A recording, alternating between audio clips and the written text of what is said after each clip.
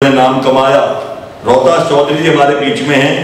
रोहतास जी हमारे बहुत बड़े एथलीट हैं और रोहतास जी का गांव दिल्ली खानपुरी है, जिनका गोत्र बोसट्टा है।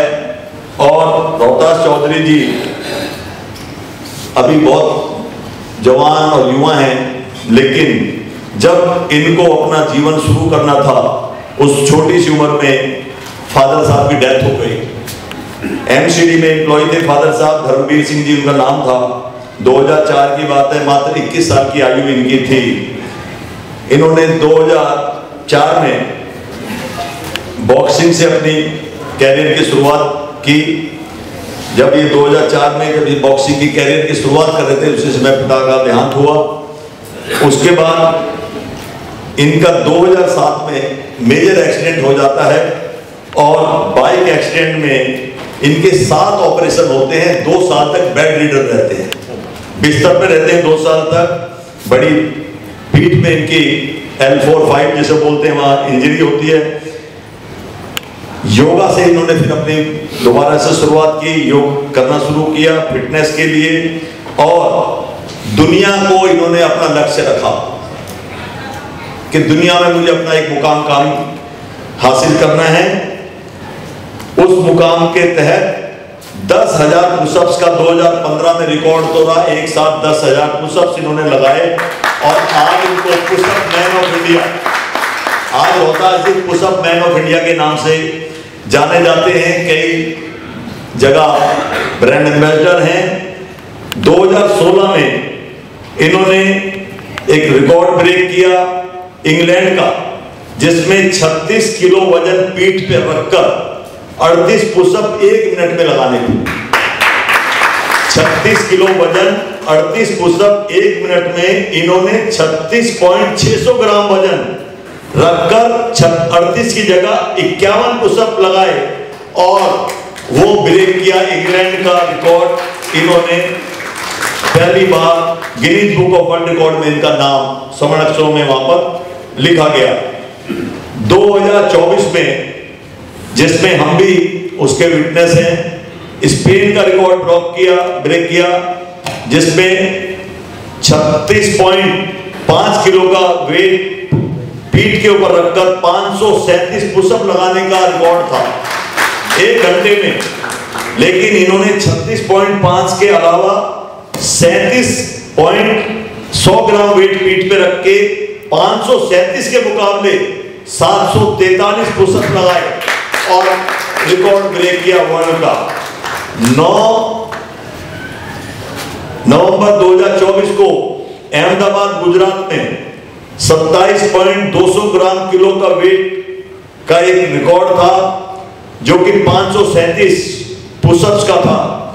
इन्होंने 27.200 ग्राम के मुकाबले 28 किलो वेट अपनी पीठ पे रखकर 537 के मुकाबले 721 पुशअप्स लगा के फिर Guinness book of world record में अपना नाम लिखवाया। और अब इनका टारगेट अमेरिका को पछाड़ने का है, जो रिकॉर्ड है 47 किलो का 480 पुशअप्स का। हमारे को पूरी उम्मीद है, हमारी सबकी शुभकामनाएं हैं, आप इस वर्ल्ड रिकॉर्ड को भी तोड़ेंगे और फिर Guinness book of world record में अपना नाम दर्ज कराएंगे। रोहतास चौधरी जी। आप सभी को बहुत बहुत नमस्कार। मंच पे उपस्थित सभी को और आप सभी को, आज के प्रोग्राम के गेस्ट आप सभी, चीफ गेस्ट हैं और स्पेशल गेस्ट हैं आप सभी। मैं बताना चाहूँगा कि ये रिकॉर्ड जो है, ये मेरे रिकॉर्ड नहीं है, ये आप सभी के रिकॉर्ड है, ये हर भारतीय के रिकॉर्ड है। ये पहले रिकॉर्ड थे, इंग्लैंड के रिकॉर्ड थे, स्पेन के रिकॉर्ड थे, कनाडा के रिकॉर्ड थे, ऑस्ट्रेलिया के रिकॉर्ड थे। अब ये इंडिया के रिकॉर्ड है, भारत के रिकॉर्ड है, तो ये आप सबके रिकॉर्ड हुए। और मैं बताना चाहूँगा कि आज तक मैंने जो भी रिकॉर्ड बनाए हैं, ये रिकॉर्ड सारे समर्पित किए हैं। 10,000 पुशअप का जो रिकॉर्ड था 8 घंटे का रिकॉर्ड था। 7.5 घंटे में 10,102 पुशअप का रिकॉर्ड मैंने ब्रेक किया, और वो रिकॉर्ड मैंने वल्लभ भाई पटेल जी को समर्पित किया था। सेकंड रिकॉर्ड ऑस्ट्रेलिया का रिकॉर्ड था 2220 पुशअप का, 2690 पुशअप करके रिकॉर्ड ब्रेक किया। वो रिकॉर्ड शहीद भगत सिंह जी को मैंने रिकॉर्ड समर्पित किया है। इंग्लैंड का रिकॉर्ड था, वो रिकॉर्ड मैंने विवेकानंद जी को समर्पित किया है। आपने देखा है कोविड टाइम में काफी पुलिसकर्मी भाई और बहन शहीद हो गए थे। जो 2024 का रिकॉर्ड मैंने स्पेन का रिकॉर्ड ब्रेक किया था, वो रिकॉर्ड मैंने श्रद्धांजलि रूपी पुलिस को वो रिकॉर्ड समर्पित किया है मैंने।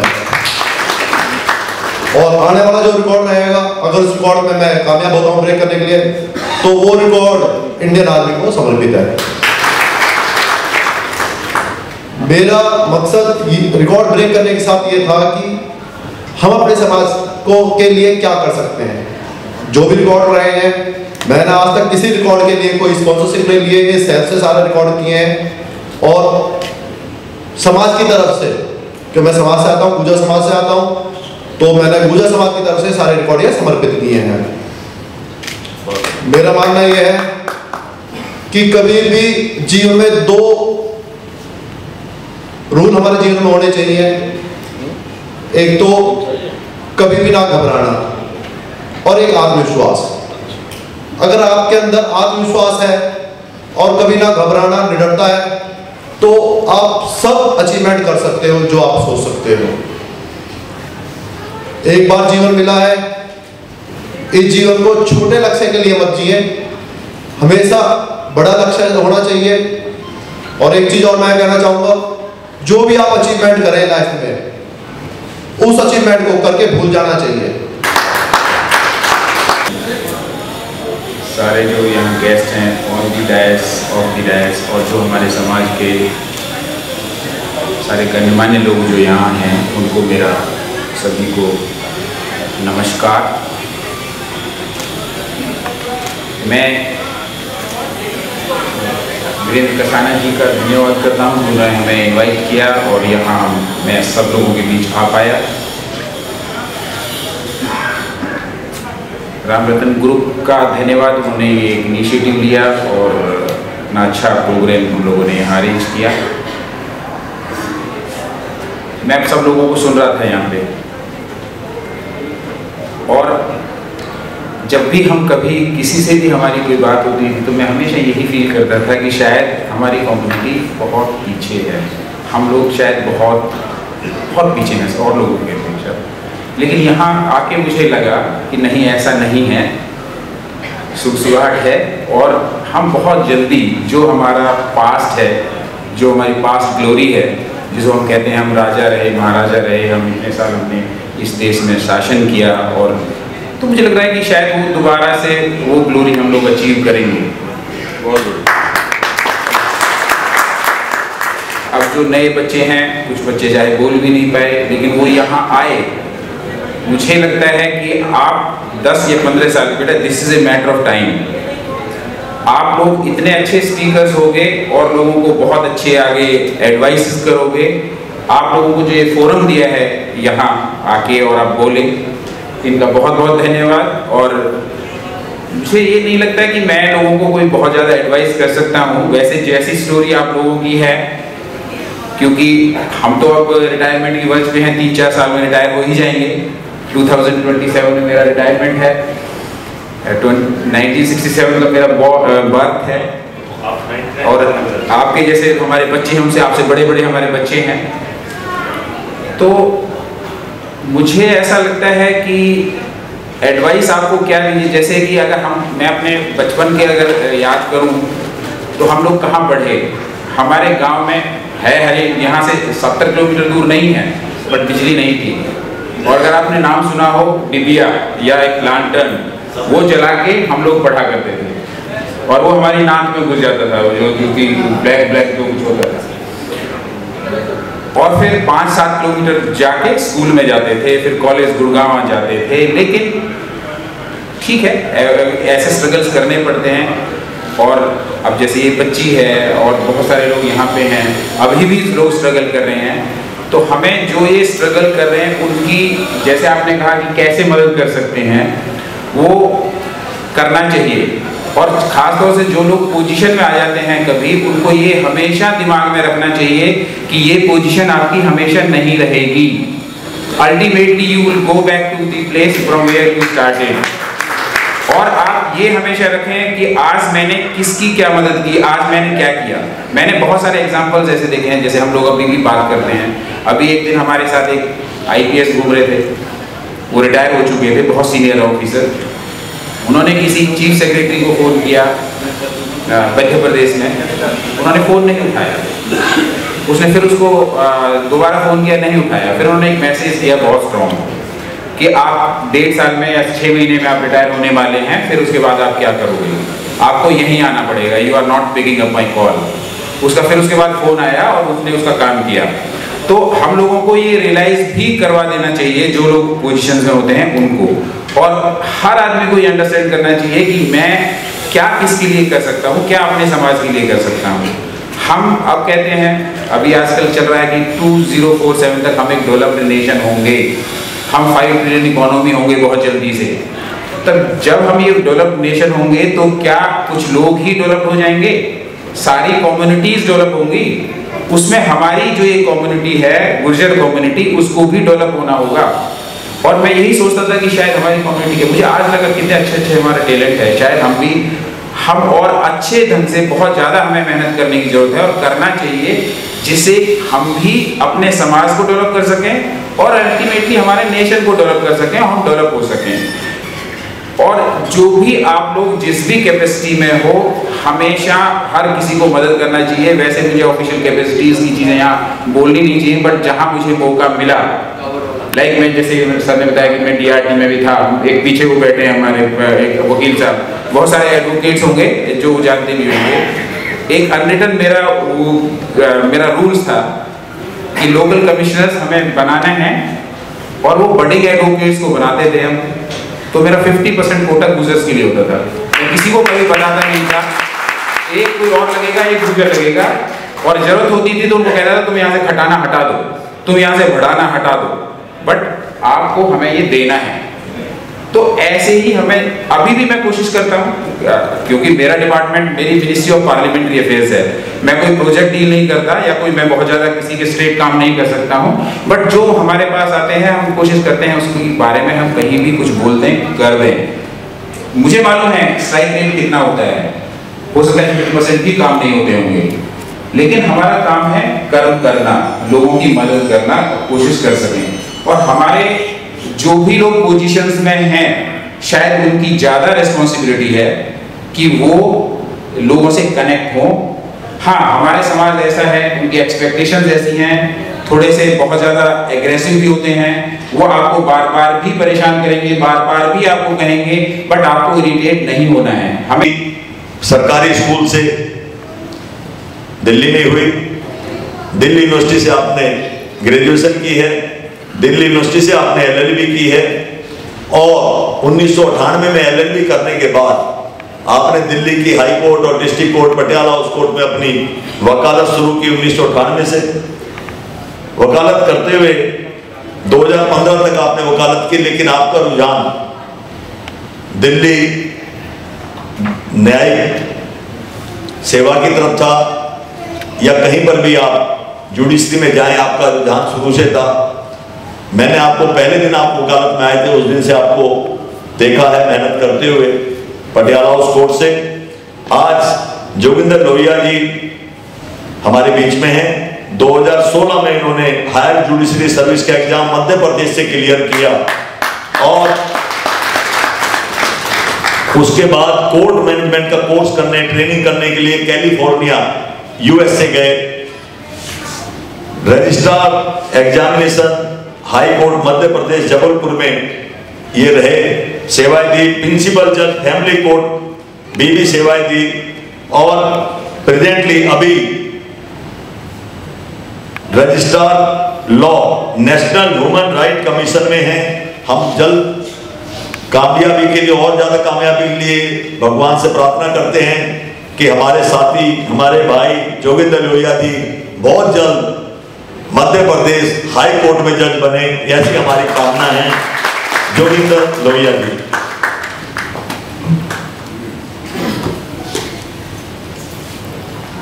सम्मानीय मंच, मेरी लार्ज फैमिली ही कहूँगा मैं आप लोगों को। नमस्कार आप सभी को।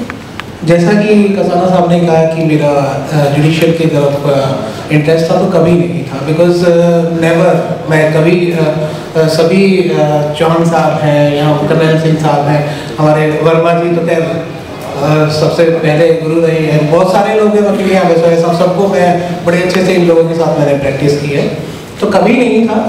वो अचानक किसी ने बोल दिया गुजर भी जज बनने लगे। मैंने कोशिश की, पूछा किसी से, तो उन्होंने कहा आप लोग भी बनने लगे। तो मैंने 2 बार एग्ज़ाम दिया, मेरा सिलेक्शन हो गया तो मैं जज बन गया। अदरवाइज तो मैंने यहाँ दिल्ली में 17 साल तक प्रैक्टिस की है। सभी लोग ऑलमोस्ट जो कम्युनिटी से हैं, मेरी एडवोकेट्स हैं, वो सभी ऑलमोस्ट मुझे जानते हैं।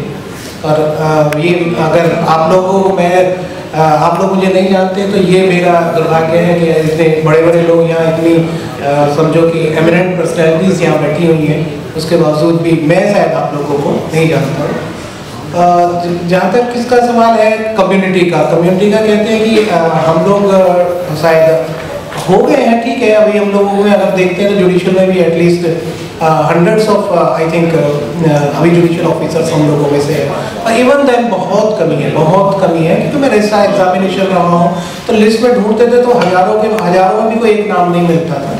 कोशिश की कि जो 3 साल तक मैं जबलपुर हाई कोर्ट में रजिस्ट्रार एग्जामिनेशन रहा, तो टोटल एग्जामिनेशन जजेस का मैं ही देखता था, तो भी अगर देखा जाए तो रेशियो तो बहुत ही कम है, अभी बहुत कम है। लेकिन ज़रूरत है और ये रिस्पॉन्सिबिलिटी है हम उन लोगों की जो इस पोजीशन में है कि किसी के लिए कर सकते हैं, तो ज़रूरत है कि हम इसको यूज़ करें, मल्टीप्लाई करें अपनी। मैं हूँ तो कम से कम 4 लोग और मेरे बाद हों तो कोई मेरे होने का मीनिंग है, अदरवाइज तो नहीं, कोई मीनिंग नहीं है कि अगर मैं किसी के लिए कुछ कर नहीं पाऊँ। और ऐसे हम लोगों को सुनने के लिए बोला जाता है, बोलने के लिए नहीं बोला जाता है, तो सुनने की आदत होती है। बट मैं जहाँ तक मुझे कोशिश मैं हो सकती है मैं करता हूँ, चाहे मैं जुडिशियल कैपेसिटी में हूँ, चाहे मैं आज की कैपेसिटी में हूँ, जहाँ पे भी हो सकता है मैं करता हूँ। आप लोगों का बहुत बहुत धन्यवाद, आप लोगों ने मुझे यहाँ बुलाया। और मेरे सारे साथी जो सरदार पटेल गुजर कम्युनिटी में उपस्थित हैं यहाँ पर, special thanks to Shri Virendra ji, Shri Dheeraj Singh Kasana ji जिन्होंने मुझे कांटेक्ट किया। Special thanks to Ramtan group, Shri Vijay ji जिन्होंने ये ऑर्गेनाइज करके सबको एक साथ लाने की कोशिश करी। मेरे बारे में श्री वीरेंद्र जी ने ऑलरेडी बता दिया कि मैं धड़पुर गांव से आता हूँ, वैसला मेरा गोत्र है। मेरे दादाजी सूबेदार रिटायर थे फौज से, और मेरे ताऊ जी कर्नल रिटायर थे। उनका नाम कर्नल धर्मवीर सिंह वैसला था। मेरे फादर साहब बैठे हैं श्री सत्यवीर सिंह जी। आज मैं यहाँ खड़ा हूँ तो मैं ये बोलता हूँ कि मेरे परिवार की, मेरे फादर की बहुत बड़ी देन है कि आज मैं यहाँ पर आके आप लोगों से बात कर पा रहा हूँ। छोटी सी जगह से मैंने पढ़ाई करी। मैं बीडी फ्लैट कालकाजी में जो श्री वीरेंद्र सिंह कसाना जी की कंस्टिट्यूंसी रही है, वहाँ से मैंने पढ़ाई करी, वहीं से मैंने देखा है, नाम सुना है। मैं बहुत छोटा हूँ एज में, फंक्शन में मिलता रहा हूँ, बट कभी पर्सनली अच्छे से मुलाकात नहीं हुई। वहाँ से पढ़ाई करके मैंने फर्स्ट टाइम कॉलेज में एडमिशन लिया, B Tech in mechanical engineering after 12th। सपना था कि पायलट बनूं, बट बन नहीं पाया, गाइडेंस नहीं थी। 12th के बाद मेरा एडमिशन कॉलेज में हुआ, बीटेक मैकेनिकल इंजीनियरिंग फरीदाबाद में। वहाँ से मैंने इंजीनियरिंग करने के बाद मेरा एडमिशन यूएस में हो गया एमटेक के लिए। साथ ही साथ मैंने फौज के लिए अप्लाई किया और इंडियन नेवी में मेरा शॉर्ट सर्विस कमीशन में भी एडमिशन हो गया साथ के साथ ही। बट मैंने फौज में जाना चूज़ किया क्योंकि मेरे दादाजी के बाद, ग्रैंडफादर के बाद, मेरे ताऊ जी के बाद फौज में कोई था नहीं, और मेरे फादर का सपना था कि मैं फौज में जाकर ऑफिसर बनूँ। तो मैंने 2007 में as a lieutenant Indian Navy में ज्वाइन किया। इंडियन नेवी में ज्वाइन करने के बाद मुझे लगा कि मेरी भूख तो नहीं है, ऑफिसर बनना ही नहीं है मेरे लिए, मेरी इच्छा नहीं है। लोगों को देख देख के मैंने कमांडो ट्रेनिंग स्टार्ट करी। कमांडो के बाद करते करते मुझे लगा कि अगर नेवी में 10 साल नौकरी करनी है तो ऐसी नौकरी करी जाए जिसको मैं ज़िंदगी भर जीऊँ। 2010 में मैंने सबमरीन्स में अप्लाई किया और अप्लाई करने के टाइम पर मेरी ये एप्लीकेशन किसी को नहीं पता थी कि मैंने सबमरीन्स में अप्लाई किया, बिकॉज सबमरीन्स एक बहुत ही ज़्यादा टफ डेंजरस प्रोफेशन है और जिसमें कोई माफ़ी नहीं है। और उसका एक कहावत है कि we go together die together, ठीक है। और हमारी पूरी टीम या तो एक साथ बाहर आती है या एक साथ मर जाती है, ये हमारी टीम का स्लोगन है। 11 साल मैंने सबमरीन में मैं रहा एज ए लेफ्टिनेंट कमांडर। 2017 में रिटायर हुआ। उसके बाद मैंने सोचा कि अब ज़िंदगी में आगे क्या किया जाए। थोड़ी पढ़ाई करी, मैनेजमेंट का शौक था, बिजनेस मैनेजमेंट का शौक था। मैंने एग्ज़ाम दिया और विद गॉड ग्रेस मेरा IIM अहमदाबाद में एडमिशन हो गया 2017 में। 2018 में मैं IIM अहमदाबाद से वापस आया और मेरा प्लेसमेंट पहला फोर्टिस हेल्थ केयर में हुआ, गुड़गांव उनके हेडक्वार्टर्स में। मैंने 3 साल वहाँ पर काम किया और काम करते करते मेरी एक मुलाकात किसी कमर्शियल पायलट से हुई और शौक मुझे बहुत पहले से था, तो मुझे लगा कि बिजनेस मैनेजमेंट तो मैं लाइफ में फिर भी कर सकता हूँ, उसके बाद मैं पायलट कभी नहीं बन पाऊँगा। तो मैंने अपने जॉब के साथ साथ कमर्शियल एविएशन की ट्रेनिंग स्टार्ट करी और मेरा मार्गदर्शन करने के लिए, जो मैं आज उनका नाम लेना चाहूँगा, कैप्टन प्रदीप चौहान, जो आज इंडिगो में पायलट हैं, कैप्टन हैं और ट्रेनर हैं, उनसे मैं जुड़ा और उन्होंने मेरा सारा गाइडेंस उन्होंने की। 2019 में मेरी कमर्शियल पायलट ट्रेनिंग कंप्लीट हुई और मैंने 2019 में जॉब छोड़ दी। उसके बाद मैं एक कंपनी में फिर से ज्वाइन किया बिकॉज कोविड आ गया एज अ CEO। मैंने 1.5 साल उस कंपनी को एज CEO चलाया और वहाँ से रिज़ाइन करके फिर मैंने रिलायंस में ज्वाइन किया 2021 में। मार्केट में कमर्शियल पायलट के लिए जॉब नहीं थी, मार्केट बहुत ज़्यादा अप्स एंड डाउन से जा रही थी, तो मैंने 2 साल और वेट करके रिलायंस रिटेल में एज अ कंट्री हेड काम किया बॉम्बे में। और 2021-22 में मैंने इंडिगो का एग्ज़ाम दिया और इंडिगो में मैंने ज्वाइन कर लिया एज अ पायलट। अभी मैं जयपुर बेस्ड में हूँ और जयपुर से मैं फ्लाई करता हूँ।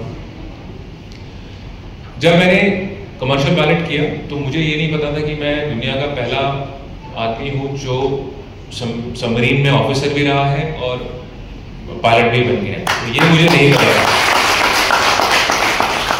और मैं जब कमर्शियल पायलट की ट्रेनिंग नहीं कर रहा था तो ये भी नहीं पता था कि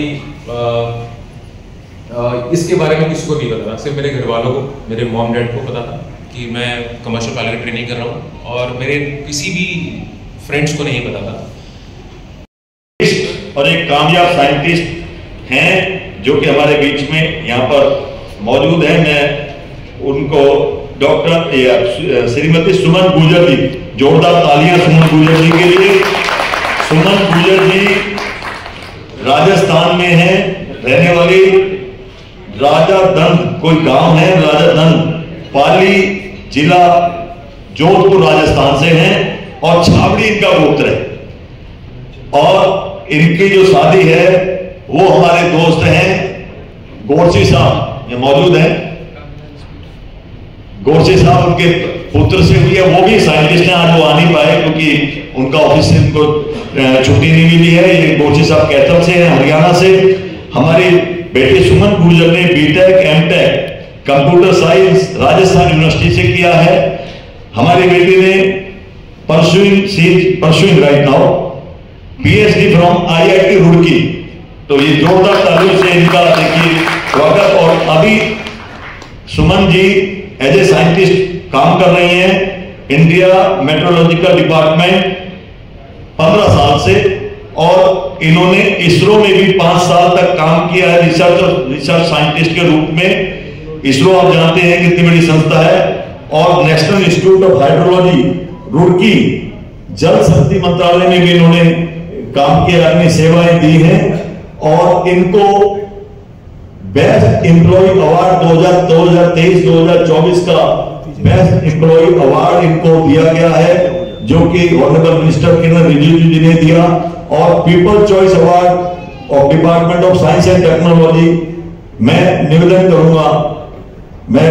करूंगा हमारी बेटी सुमन गुर्जर साइंटिस्ट से आए और अपने विचार अपने सब संक्षिप्त में हमें बताएं। आपका सफर एक छोटे से गांव से शुरू हुआ, जोधपुर से, और आप दिल्ली की और आज इस देश की एक बड़ी साइंटिस्ट के रूप में जानी जाती हैं। जोरदार तालियों से पुनः आपका स्वागत। हमारे बीच में डॉक्टर विजय गुर्जर आ चुके हैं, थोड़ी देरी हुई उनको आने में, हम उनका भी हार्दिक अभिनंदन स्वागत करते हैं। डॉक्टर जी, आपकी सीट रिजर्व है, आप ये स्थान ग्रहण कर लीजिए।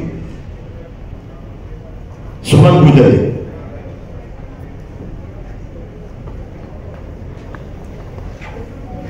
धन्यवाद सर आपका। तो भी मेरा नमस्कार और राम राम। जैसा सर ने बोला कि कोई गांव है राजा दंड, तो मैं उसी छोटे से गांव से हूँ राजा दंड, जिसे शायद कोई नक्शे में जानता भी नहीं है।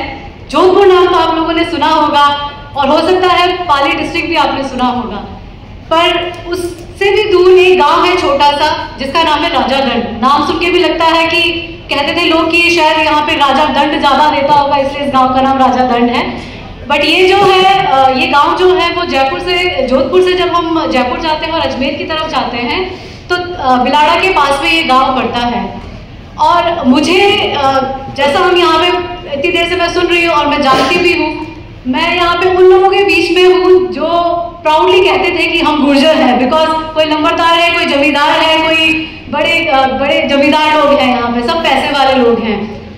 मैं जिस गांव से आती हूँ वहाँ पे आप सच में ये कह सकते हैं कि वो सच में बहुत ही पिछड़े जाति के हैं, या जैसा कि मैं आम जनता में कहीं पे भी बैठती हूँ तो कोई मुझे बोल रहा है अच्छा you are Gurjars, oh you are from that shepherd community, I proudly say yes I am from that shepherd community, and it is not a shepherd community, it's a very strong and a bold community, so don't say that it's a shepherd community, and it's a big history, go back and read the history and then come to me and then tell me that who are the Gurjars, so that is the thing. But हाँ, मैं हूँ उससे, मेरे गांव में जो है, मतलब मैं इसको प्राउडली नहीं कह रही हूँ, but I am just saying कि मेरे गांव में शायद मुझसे ज्यादा पढ़ा लिखा कोई भी नहीं है। मेरे बाबा, मेरे दादा, मेरी दादी, मेरे नाना, मेरी नानी, सब जो हैं आप कह सकते हैं, मेरे ददिहाल वाले जो हैं वो भेड़ चराते थे, और मेरे ननिहाल वाले जो हैं वो गाय चराते थे। उस पूरे परिवार में सिर्फ एक मेरे पापा को अपॉर्चुनिटी मिली कि वो शहर में आ पाए, अपने पापा के, अपनी बुआ के साथ में रहे, और उन्होंने वहाँ पे पढ़ाई की। पढ़ लिख के उस जमाने में उस तक पहुँच गए कि वो केंद्रीय विद्यालय में टीचर बन गए, और उन्होंने, हम 3 भाई बहन हैं, उन्होंने हमारी बहुत अच्छे से परवरिश की। हम छोटे थे तो बहुत ज़्यादा बड़े सपने नहीं थे कि हमें ये बनना है या वो बनना है। जो कहानियाँ सुनते थे उससे लगता था कि जो करना है अपने पापा के लिए करना है, बस एक ये रहता था कि जो भी करना है मुझे अपने पापा के लिए करना है। बहुत बढ़िया, very good. So that was giving me the willpower to do the things, to achieve the things. So then मेरे पापा ने, मम्मी ने बहुत स्ट्रगल किया है हमें पढ़ाने में, और हमें वो बहुत अच्छी लाइफ दी है जो हमने सोची भी नहीं थी।